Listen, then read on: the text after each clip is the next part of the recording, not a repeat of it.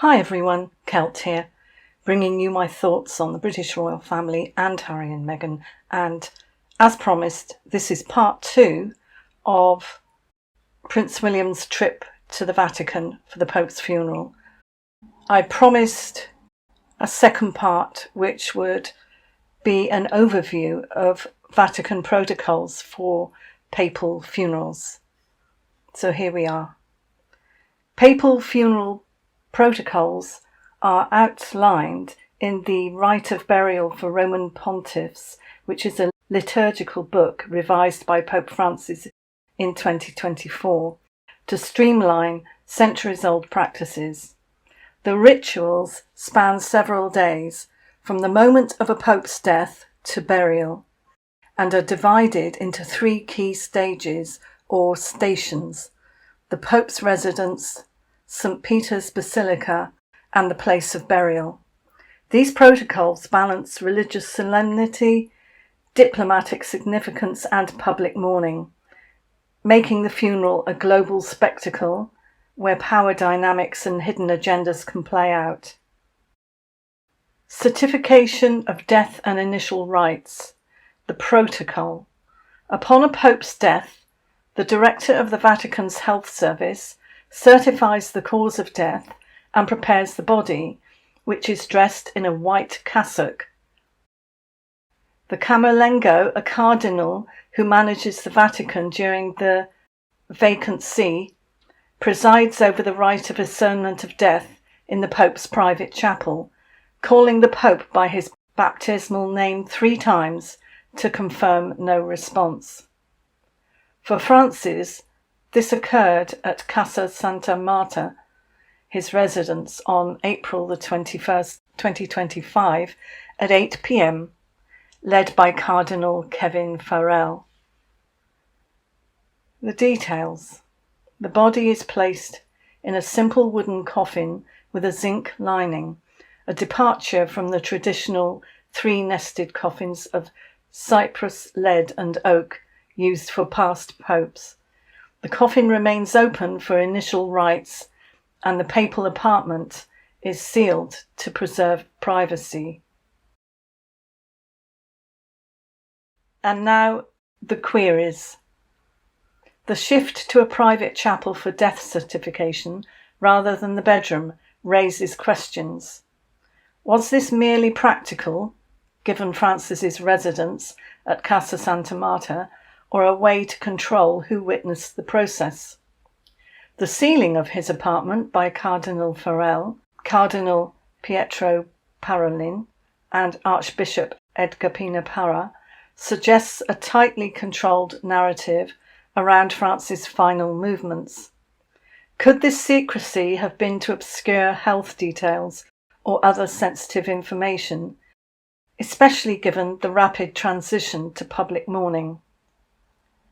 The public viewing in St. Peter's Basilica. The protocol. The Pope's body is transferred to St. Peter's Basilica for public viewing, typically 2 to 3 days after death. For Francis, this occurred on April the 23rd, 2025, with over 20,000 faithful present. The body lies in an open coffin, not on an elevated bier, as in past funerals, reflecting Francis's emphasis on humility. Pilgrims and dignitaries pay respects, with the Vatican managing massive crowds. The procession to the Basilica is simpler under Francis's reforms, bypassing the opulent apostolic palace used for John Paul II's 2005 funeral. The coffin is accompanied by cardinals, and the public viewing is broadcast globally. Now the queries. The simplified procession and open coffin could be seen as a deliberate move to deflect attention from Vatican wealth and power, but it also places the body under intense scrutiny. Was the public display tightly choreographed to prevent unauthorized access or questions about Francis's death?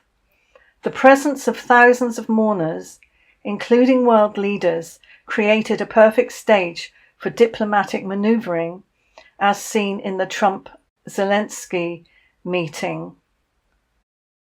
Could the Vatican have orchestrated this visibly to distract from backroom deals? Now we come to the funeral mass and burial. The protocol.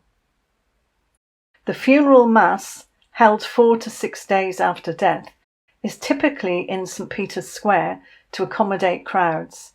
Francis's Mass occurred on April the 26th, 2025 at 10 a.m, presided over by Cardinal Giovanni Battista Re, Dean of the College of Cardinals. The night before, the Camerlengo seals the coffin, placing a white cloth over the Pope's face, a bag of coins from his papacy, and a rogito, a document summarising his pontificate inside.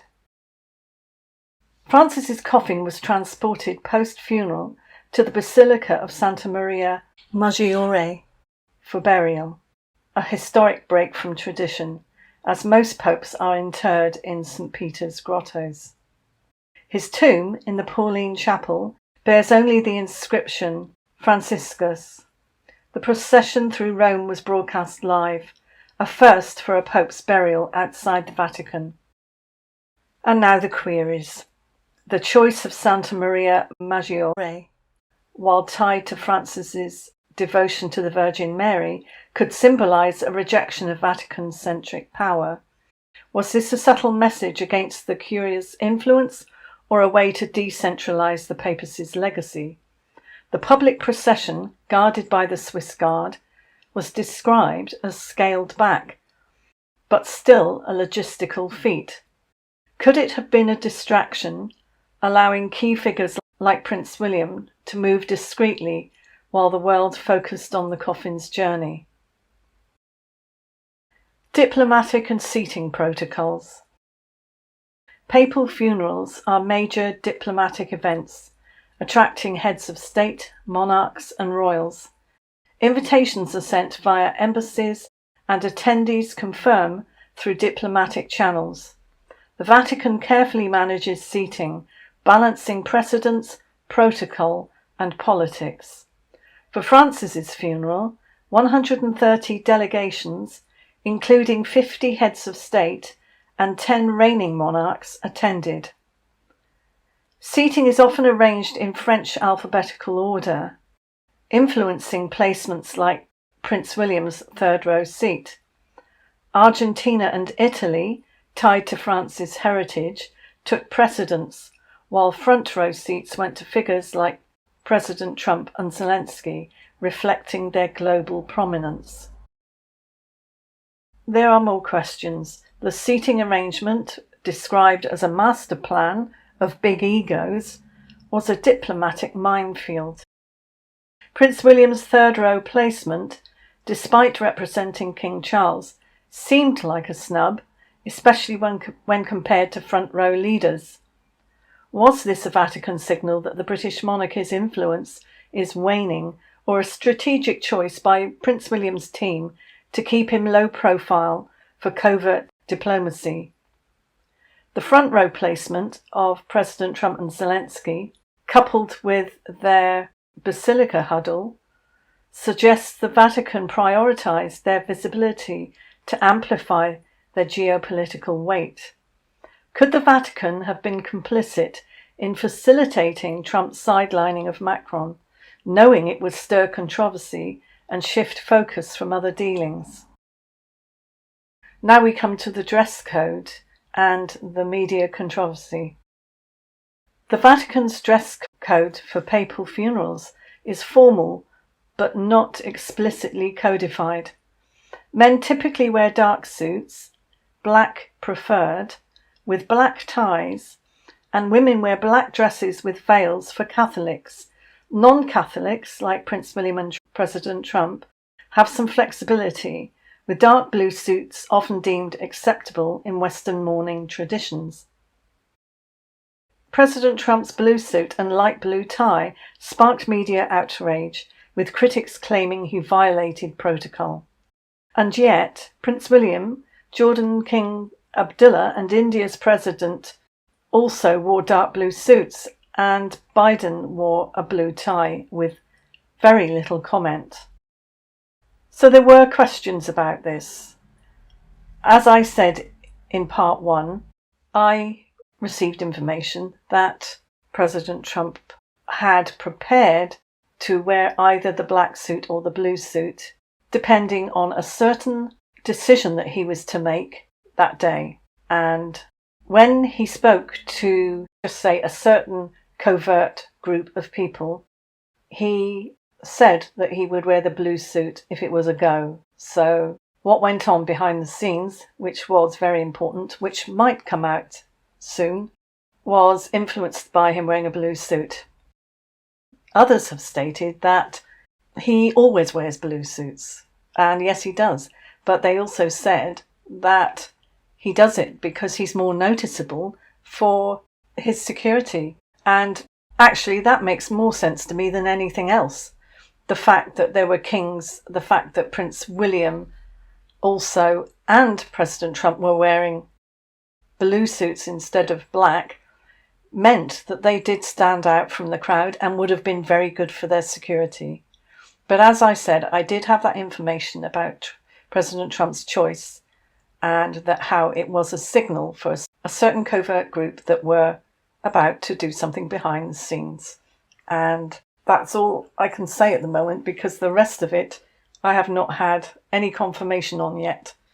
So why the media focused on President Trump and totally ignored Prince William's identical choice suggests a narrative to paint President Trump as a disrespectful outsider, possibly to undermine his diplomatic moves with Zelensky. The lack of a rigid dress code, combined with the media's silence on others' attire, points to a manufactured controversy. Was this distraction orchestrated to keep eyes off William's quiet diplomacy or the Trump-Zelensky talks? And as I said previously, the blue suits worn by multiple figures could even be a coded signal of defiance against Vatican traditionalism. Even though blue is allowed, it's just the argument has been over varying shades of navy, varying shades of blue, which in itself is very petty. As I said previously, I gave all the points concerning why King Charles wasn't there, but monarchs do not typically attend funerals. They usually send a representative, which is what King Charles did with William. The Vatican's protocols, while simplified, remain a carefully orchestrated blend of faith and power. Pope Francis's reforms, single coffin, burial outside the Vatican, no elevated bier, project humility, but don't erase the funeral's geopolitical weight. The seating, dress code and diplomatic interactions reveal a stage where global players vie for influence under the guise of mourning. And that, I believe that was so true. And what better place? There are some that are saying it was not appropriate at a funeral, but what better place for world leaders to reach a peace agreement than at the late Pope's funeral? So there are still questions, which are: who controls the Vatican's guest list? And why were certain leaders foregrounded? The answers lie in the shadows of St. Peter's, where faith meets geopolitics, and figures like Prince William and President Trump rewrite the rules.